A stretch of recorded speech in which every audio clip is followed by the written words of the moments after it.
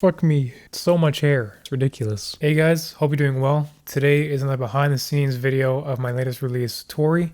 Today we'll be looking at the mastering session of my mix. For those of you who don't know what mastering is, it is the final step in music production, creating any last final adjustments to the entirety of the mix before it gets sent off for distribution. Today I'll be showing you my step process in mastering and my thought process behind it. So with that being said, let's get into it.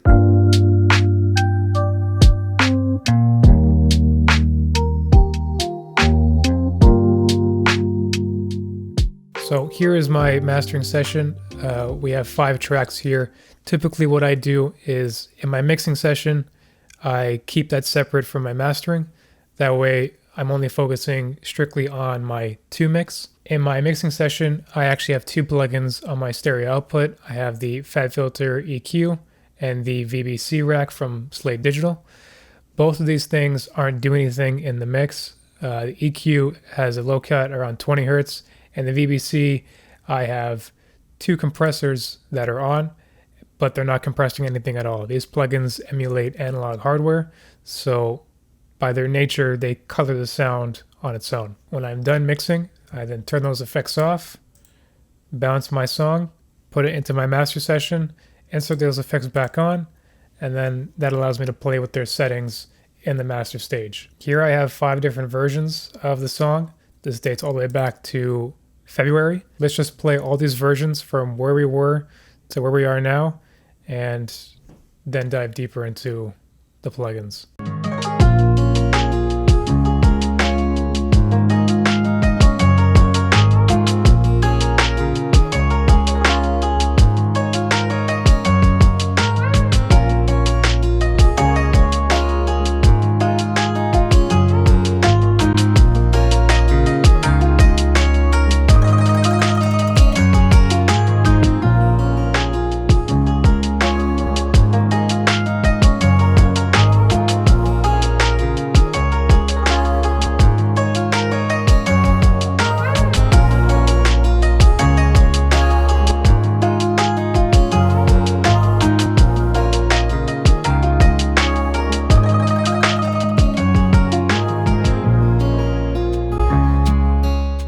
For me to have multiple versions of my track is not unheard of. Most of the time I'm listening to it on different sound systems like my car or earbuds, and over time I just hear different elements pop out that are a bit too harsh or maybe not loud enough, and I always go and tinker my mix.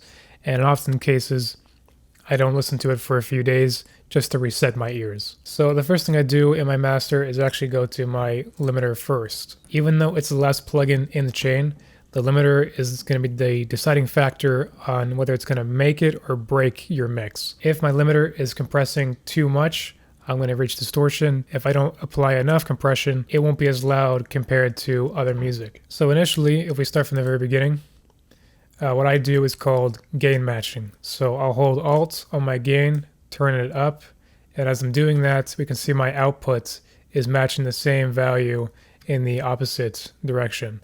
This allows me to hear what the limiter is actually doing to my music without getting that increase in volume which a limiter would do. I typically listen to how the kick drum is going to react to the limiter, typically because that's the first thing that the limiter is going to start compressing. So as I turn the gain knob up, just listen to how the kick is changing from the limiter.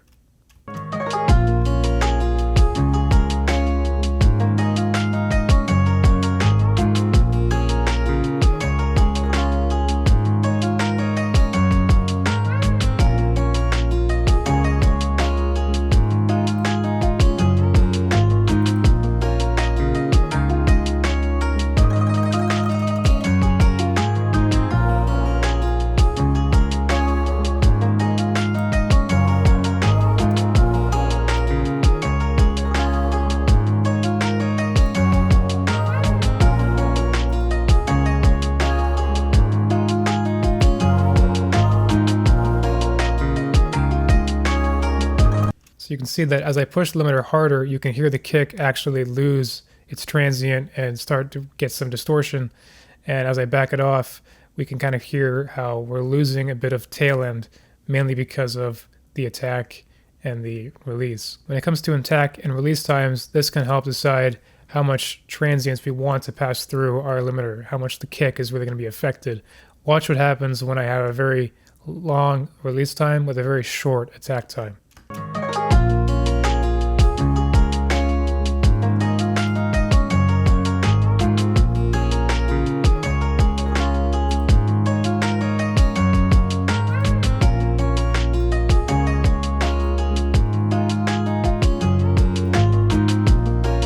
Now let's play with the release.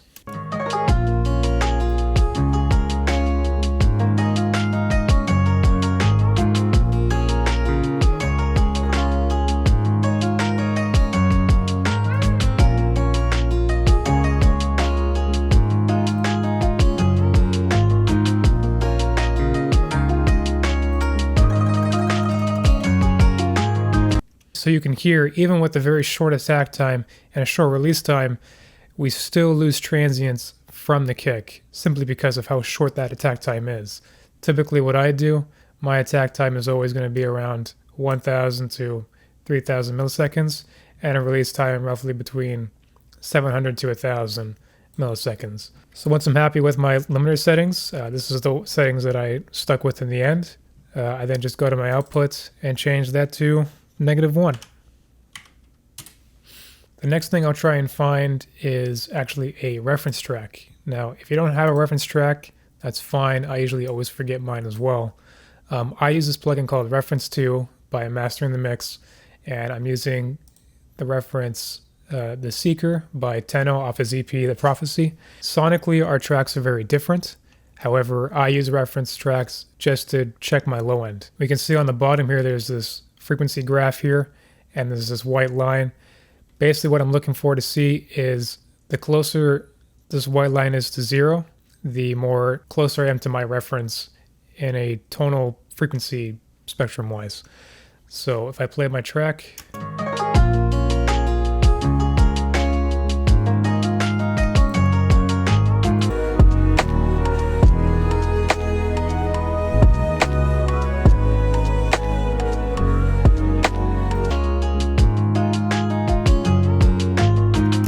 you can hear that they're very tonally different.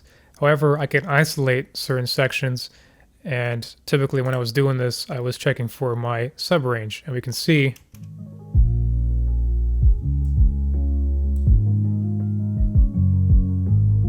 I have just a dB less of sub than he does. And I take this kind of knowledge and I apply it to my EQ, which would be the first plugin in this chain. So our first insert is the EQ, and we can see that I have a low shelf at around 100 Hertz at 1 decibel increase, 200 Hertz dip to get rid of any mud. And then these bands here are typically taking care of any harsh frequencies where the snare might be, and a high shelf to bring out any brightness. Typically my tracks kind of lack this kind of information up here, so I always try to enhance elements that sit in that area just so they can stick out more. My low shelf, high shelf, and this band here are actually dynamic, so these two are going to be reacting on the snare hit, and this one's going to be reacting on the kick.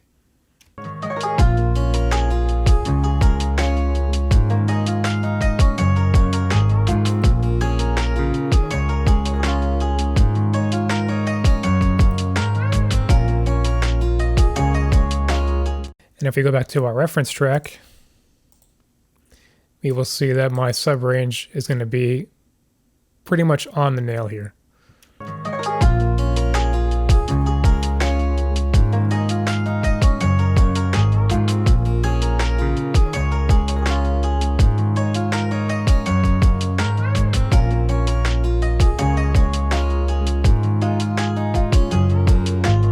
Again, when it comes to reference tracks, because this song is so sonically different, overall though, my entire song is roughly 3 to 4 decibels off in some areas, but pretty close in other regions. And that just has to come down to instrumentation. So I'm not really panicking if I see peaks and troughs in this graph here, because I know that our tracks are very different. I just did it for the sake of my low end. Moving on, we have the VBC from Slate Digital. With these two compressors on, we have a slow attack, medium release, ratio 2:1, and a high pass filter around 41 hertz. So it's not reacting on that rumble subby energy, but it is focusing on the body of the kick.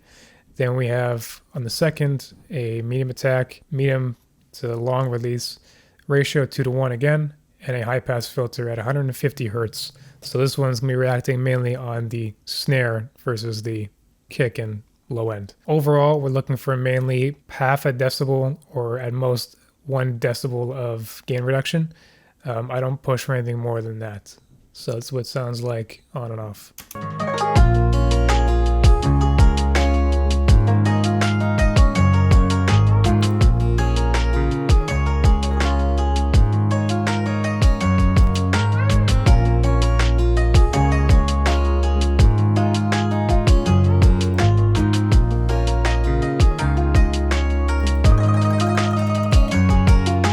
So massive difference. And again, the compression really isn't the one coloring the sound, it's the compressors themselves. If I turn this off, now we're getting no compression at all, but they're still on.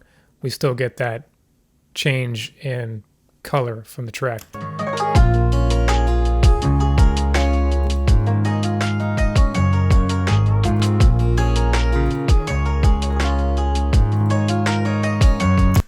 So very powerful tool. So next is the virtual tape machine.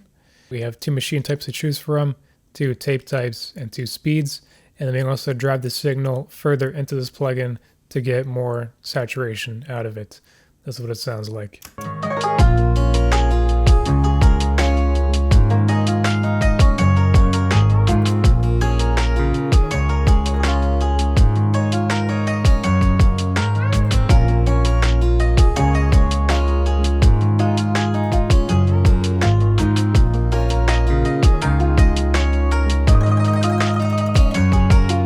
The tape saturation almost makes it sound louder, just like the VBC does, but oddly enough, that's not actually what's happening. There is no volume increase, it's just adding a lot of harmonics and warming up my low end, as well as brightening up my top end, and it adds a lot more vibe and energy to the entire track. And so what's happening is we're getting this perceived loudness from the tape machine. And then finally, we have the virtual mix rack, again by Slate. And this entire chain was mainly a giant experimentation. I've never used these plugins before, but I just played around with them and see what kind of results I got. So first up, we have a virtual mix bus. This is again emulating analog consoles. You can also drive the signal further in and add more drive saturation from this. We then have a Pooltech EQ, I believe, brightening up around 7K, giving a dip around 3, again where the snare kind of hits. Some 600 hertz cut and a 200 hertz cut again, just to take care of any mid-range that I may have missed. We're then adding more saturation with the London tube, pushing it pretty hard, lots of saturation, but mixing it back down to about 30%, so not the full effect. And then lastly, a FG stress, emulating a de-stressor. We have an attack time around 8, so fairly long. Medium release, ratio 2:1, high pass filter, so avoiding all that sub-range. Distortion 3 to add a bit more saturation, because you can't have enough saturation apparently. And that's what it sounds like altogether.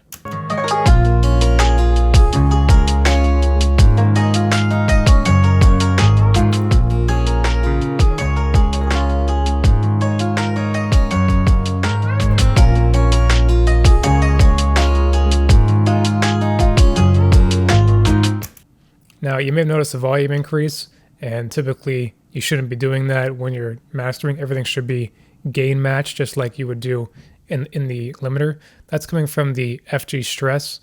Even though there was a volume increase, it wasn't a big deal for me. I just went back to my limiter and brought the gain volume down so I could have the same amount of gain reduction that I had previously. So don't be afraid if you increase the volume of your track. You can always fix that down the line, but best practice is gain match everything. And as a final A/B comparison, here is Torii with no processing as our reference versus our original, which has our master chain on it. So original, master chain, reference, no processing. Here we go.